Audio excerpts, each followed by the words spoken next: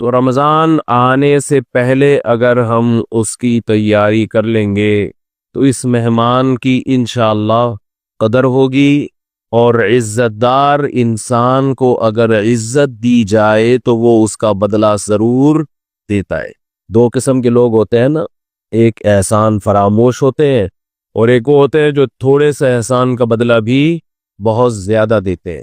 एहसान फरामोश, आप एहसान करते रहें करते रहें करते रहें, उनकी सेहत पे कोई फर्क नहीं पड़ता। तो रमज़ान एक ऐसा मेहमान है जो एहसान फरामोश नहीं है, बल्कि आप अगर उसको इज्जत देंगे, उसका एहतराम करेंगे, उसका इकराम करेंगे तो आपको बहुत नवाज के जाएगा। आप अगर बाज मेहमान है ना सादा चाय पिलाएंगे तो वो आपको दूध पत्ती पिलाएगा। आप उसे अंडे वाला बर्गर खिलाएंगे तो वो आपको पिज़्ज़ा खिलाएगा। कुछ मेहमान ऐसे होते हैं। आप अगर उसे बगैर बोटी की बिरयानी खिलाएंगे तो वो आपको गोश्त वाली बिरयानी खिलाएगा। तो रमज़ान एक ऐसा मेहमान है जो थोड़ा सा इकराम करने पर भी आपको बहुत ज्यादा नवाजता है। थोड़ा नहीं नवाजता, लेकिन रमज़ान की जो नवाजिशें हैं, रमज़ान के जो तोहफे हैं, जो रमज़ान आपको गिफ्ट देगा, अगर आप उसको इज्जत देंगे तो वो उसका गिफ्ट होना उन लोगों की समझ में आता है जिनका आखिरत पर ईमान हो। नबी सल्लल्लाहु अलैहि वसल्लम से साहबी ने पूछा, बेहतरीन सदका बोलो भाई कौन सा? तो आपने फरमाया, बेहतरीन सदका ये है, तअमुलुल गिना व तख्शल फकर। क्या अजीब कि तुम्हें ये उम्मीद हो कि अगर सदका अभी नहीं किया तो इस पैसे से मजीद पैसा बना लूंगा। देखो, वो पैसा जिससे आपको ये उम्मीद हो कि मजीद पैसा बना सकता हूं, उस पैसे से ज्यादा मोहब्बत होती है ना। वो पैसा जो पड़ा हुआ है, आपको पता है खा पी के क्या हो जाएगा, खत्म तो होना ही है, तो चलो इसमें से कुछ फला को दे दो, बेवा को दे दो, फला को दे दो। दोनों में कौन से पैसे से मोहब्बत ज्यादा होती है? दूसरे वाले से, पहले वाले से? बोलो ना, पहले वाले से। क्योंकि ये पैसा तो आपको पता है वैसे ही खत्म हो जाएगा खा पी के, बिजनेस तो करना नहीं है। तो थोड़ा सा यार पड़ोसियों को भी दे दो यार, इसमें थोड़ा सा फला को भी दे दो। सही है ना? 4 पराठे खाने थे, 3 खा लो, एक किसी और को खिला दो। एक पैसा वो होता है जिसमें आपको गिना की उम्मीद की, ये मुझे मालदार बना देगा। और दूसरी बात, एक पैसा वो है जिसमें आपको बताया कि खर्च करूंगा, इन्वेस्ट करूंगा तो और पैसे वाला हो जाऊंगा, इन्वेस्ट नहीं करूंगा तो गरीब नहीं होऊंगा, कम से कम इतना ही रहूंगा। एक ये पैसा है। दूसरा पैसा ये है कि आपको पता है इन्वेस्ट किया तो और मालदार, नहीं किया तो गरीब। इस पैसे से मोहब्बत तो और ज्यादा होती है कि नहीं होती? तो आपने फरमाया, जो पैसा इस कंडीशन में तुम्हारे पास हो कि तामुलुल गिना, तुम्हें उम्मीद है कि नहीं किया तो और पैसा आ जाएगा, कर दिया तो इससे भी बदतर हालत हो जाएगी, फरमाया इस पैसे में से अल्लाह की राह में सदका करना ये सबसे बेहतरीन सदका है। ना ना ना ना, समझ में नहीं आ रही मेरा ख्याल है भाई। क्योंकि ये जब रोकड़ा खर्च करोगे तो दिल से पैसे की मोहब्बत निकलेगी। अल्लाह ने कुरान मजीद में जो सदकात व खैरात की तरगीब दी है ना, उस तरगीब का मकसद सिर्फ गरीबों को पेट भरना नहीं है। उसका मकसद कुरान मजीद ने एक ये भी बताया है कि जो लोग अल्लाह की राह में माल खर्च करते हैं अपनी इस्लाह के लिए, सूरह आल इमरान में, अपने दिल से पैसे की मोहब्बत निकालने के लिए, उनको भी खुशखबरी दे दे अजर अजीम की। तो पैसा खर्च करने का मकसद सिर्फ दूसरे से मदद नहीं होती, बल्कि अपने दिल से दौलत की मोहब्बत निकालना भी होता है। क्या करें भाई, कैसे समझाएं? समझ में आ रहा है? अब देखें, पता नहीं, देखते हैं आप लोग इस हफ्ते कितने फंडर बनते हैं। देखते हैं अब इस हफ्ते आपकी सखावत। आवाज मेरी साफ आ रही है आप लोगों? अब देखते हैं क्या रिपोर्टें आती हैं। आज जनाब हातिम ताई कब्र से निकल के खड़ा हो गया। मुफ्ती साहब के बयान में एक साहब आए हुए थे, 1 करोड़ का चेक उन्होंने अपने गरीब भाई को दे दिया और दुकान बना के दे दी। चल यार, तेरे पास कुछ भी नहीं है, रेडी लगा रहा है, ये तारिक रोड की एक दुकान मैंने तेरे नाम की, जा कमा। हातिम ताई खबर से उठ के आ जाएगा। क्या ख्याल है? तो देखते हैं इंशाल्लाह, उम्मीद है इस मुफ्ती इस किस्म की रिपोर्टें आना, बोलो भाई, शुरू हो जाए। 1 करोड़ ज्यादा हो गई मेरा ख्याल है, ज्यादा हो गया। ऐसा ना हो कि आप खर्च करके फिर रोना ना शुरू करते हैं। अगर रोने का खतरा है ना तो फिर ना करें। जितना अल्लाह ने तवक्कुल दिया है, इतना कि अल्लाह से शिकायत ना हो कि अल्लाह हमने तो इतना किया और तू हमारे लिए कुछ भी नहीं कर रहा, फिर ये गलत है। वो सदका जिसके बाद निदामत हो, उससे बेहतर है कि ना करता, ताकि निदामत नेकी करके, अगर निदामत हो रही है तो उस नेकी से नेकी ना करना ज्यादा बेहतर। लेकिन मेरे भाई, कुछ सखावत का मुजाहरा किया करो ताकि दिल से दुनिया की मोहब्बत निकले और अल्लाह का अजीब कानून है कि जो खिलाता है आमदन में बरकत भी उसी की होती है। जितना खिलाओगे ना गरीब नहीं होता। हदीस में आता है कि नबी सल्लल्लाहु अलैहि वसल्लम ने फरमाया मा नकसत सदक़तुन मिन माल, फरमाया सदके ने कभी किसी के माल में कमी नहीं की है। कभी हुआ ही नहीं ऐसा तारीख में कि सदका करने से गरीब बन गया हो।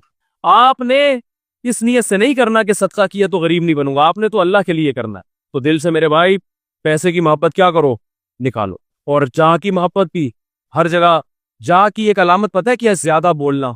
जो आदमी हर महफिल में बोलता है ना, इसका मतलब है इसको अपनी टांग हर जगह ऊंची करने का शौक है। इसलिए सूफिया कराम के यहाँ इसका बड़ा एहतमाम, खामोशी सिखाई जाती थी। जब तक लोग आपसे कुछ सुनना नहीं चाह रहे, आप चुप करके महफिल में क्या करें, बैठे रहो। ऐसा भी हमने देखा है, महफिल लगी हुई होती है, उलमा बैठे हुए हैं, बड़े लोग बैठे हुए, दरमियान में एक आदमी बार बार बोले जा रहा होता है। वो ये शो करने के लिए कि मैं भी इस मजलिस में मौजूद। भाई चुप करके बैठे रहो। जब बड़े बैठे हुए हैं तो तुम्हें बोलने की क्या जरूरत है? इसलिए ज्यादा बोलना, हर महफिल में बोलना, बेवक्त बोलना, कोई आपसे मशवरा ले नहीं रहा, बिला वजह उसको जाके मशवरा देना, ये भी हुब्बे जाह की अलामत है। इसकी अलामत है आपके दिल में बड़ा बनने का हवस है। जब पूछा जाए, देखो हमारे यहाँ ना डॉक्टरों का एक ग्रुप है, ये तो हर फील्ड में होते हैं ना, हर फील्ड में डॉक्टरों का एक पैनल है। आपने कोई मशवरा लेना है तो जो डॉक्टर होते हैं ना, वो सीनियर को बोलने देते हैं, भाई ये सीनियर है इनको बोलने दो। अगर वहां कोई जूनियर पहले बोल रहा है सीनियर से पहले, बेशक सही बोल रहा हो, इसका मतलब इसको बोलो ना, शौक है। भाई जब सब बैठे हुए हैं तो सीनियर को पहले बोलने दो ना, उसकी बात पे कोई इश्काल होगा तो फिर आप, या आपसे पूछा जाएगा तो आप भी। हमारे यहाँ उलमा में क्या होता है, जब मजलिस तहकीक होती है ना उलमा की, तो हम बिल्कुल चुप बैठे होते। एक एक घंटे की मजलिस में हम क्या होते हैं, चुप। बड़े बोल रहे होते हैं। बड़ा जब कहता है ना कि हाँ जी आप भी कुछ फरमाइए, कुछ आप भी लिख के लाए हैं, तो वो जब कहते हैं तो फिर हम क्या करते हैं, पढ़ना शुरू करते हैं, जी ये लिखा है किताब में, फला किताब का ये हवाला। लेकिन जो अनाड़ी लोग हमने देखे हैं ना, जिनको तरबियत नहीं होती, वो क्या होता है कि बड़ा बैठा हुआ है और छोटा पहले बोल रहा, और फिर बोलता भी नहीं, लड़ता है, फिर अपनी बात को क्या करता है, मनवाता है, ठोसता है। सही है ना? लड़ाई घरों में भी यही है। बाप बैठा हुआ है, बोल कौन रहा है, बेटा ज्यादा बोल रहा है, बाप चुप बैठा हुआ है। इसका मतलब बेटे को बाप बनने का शौक है। ये अल्लाह की तकदीर पर इसको एतराज है कि अल्लाह पहले मुझे पैदा होना था, मेरे अब्बा पहले पैदा क्यों हो गए। मजलिस लगी हुई है, माँ खामोश है, उसके बोले बगैर बेटी क्या कर रही है, बोलती चली आ रही है। इसका मतलब बेटी अल्लाह की तकदीर पे राजी नहीं है, वो अल्लाह से बज़बान हाल कह रही है, अल्लाह मुझे पहले पैदा होना चाहिए था, मेरी अम्मा को तूने मुझसे पहले पैदा क्यों किया। अरे खानदानी लोगों की अलामतें होती हैं ये। तो अल्लाह ताला से दुआ करो, अल्लाह हमारे दिल को जाह की मोहब्बत और पैसे की मोहब्बत से पाक करे। और इसका छोटा सा एक अमल भी बता देता हूँ। सूफिया कराम ना खानकाहों में एक जिक्र करवाते हैं, उसका बड़ा फायदा होता है, लेकिन वो आप खुद से ना करें, किसी शेख से बाकायदा इस्लाही ताल्लुक कायम करके उससे सीखें। वो मैंने 27वीं रात को जो खत्म कुरान था ना, उसको भी बताया था। एक जिक्र बताया जाता है, ला इलाहा इल्लल्लाह। रात को बावजू होके किबला रुख आलती पालती मार के चार जानो इंसान बैठे किबले की तरफ, और क्या करे, ला इलाहा में गर्दन को यहां लेकर गए। ला इलाहा में क्या किया, गर्दन को यहां। और ये तसव्वुर करने दिल से अल्लाह के अलावा सब कुछ निकल रहा है। बार बार जाएगा ना, अकाउंट में इतने पैसे पड़े हुए हैं, इतने इतने हो गए, अब इस बिजनेस में और इजाफा हो तो क्या हो गए, डबल। तो दिल में क्या करना है, ला इलाहा, उस पैसे को अकाउंट से क्या करो, दिल के अकाउंट से निकालो। बोलो वो वहां है, ये दिल में नहीं होने चाहिए। ला इलाहा निकाल, हर चीज निकाली। कोई मुर्दार की मोहब्बत है, इश्क मजाजी है, वो भी ला इलाहा के बाद क्या किया, इल्लल्लाह में गर्दन वापस लेकर आए और जोर से जिर पे इल्लल जरब मारी, एक चोट मारी, इल्लल्लाह जोर से ना, इल्लल्लाह। उसमें क्या है, सिर्फ कौन है, अल्लाह। इस जिक्र का बड़ा फायदा होता है। ये सुन्नत से साबित नहीं है, लिहाजा इसको सुन्नत समझना बिदअत है। ये एक सूफी कराम ने ना एक ट्रेनिंग करवाई है, एक प्रैक्टिस करवाई है बतौर इलाज के। तो इलाज के लिए सबूत की जरूरत नहीं होती। समझ रहे हो कि नहीं समझ रहे? लेकिन खुद से ये काम ना करें, किसी से इस्लाही ताल्लुक है वो बताते हैं, तो इस जिक्र का बड़ा फायदा होता है कि रात को बैठ के ला इलाहा इल्लल्लाह, ला इलाहा इल्लल्लाह। हमारे हजरत तो बहुत ज्यादा किया करते थे, और फिर शेर भी पढ़ा करते थे कि वो क्या है, शेर भी जहन से निकल गया। वो क्या है भाई, वीरानी ये दिल, ना ना ना ना, वीरानी ये दिल क्यों करना बने, उठकर पिछली रातों में कुछ तीर लगाए जाते हैं। अल्लाह की मोहब्बत के तीर जब दिल में लगाए जाते हैं तो दिल की वीरानी क्यों नहीं खत्म होगी भाई, उजड़ा हुआ दिल अल्लाह की मोहब्बत से आबाद हो जाएगा। तो ये फैसला करें, दिल से दो मोहब्बतें क्या करनी है, निकाल। और कैसे निकलेगी, बोलो भाई, रोकड़ा निकाला, अकाउंट में देखे इतने पैसे पड़े हुए, खुश हो रहा है ना, 3 करोड़ आ गए, बहुत हो गए यार, 3 करोड़ आ गए, 50 करोड़ अगली दफा दोबारा आएंगे। चेक बनाया 1 करोड़ का, ज्यादा हो गया ना, बार बार उसका तस्करा, 3 करोड़ 2 करोड़, यार 1 करोड़ का चेक बना, अब सोचना है किसको देने, ये हो यार जान छुड़ाए, कुछ नहीं होता, खत्म होने से कब्र में जाएंगे तो वैसे ही खत्म हो जाएंगे ना, तो ऐसे किया। फिर देखते हैं अगले हफ्ते कौन बयान में आता है और कौन नहीं आता। अल्लाह समझने की, अमल की तौफीक अता फरमाए।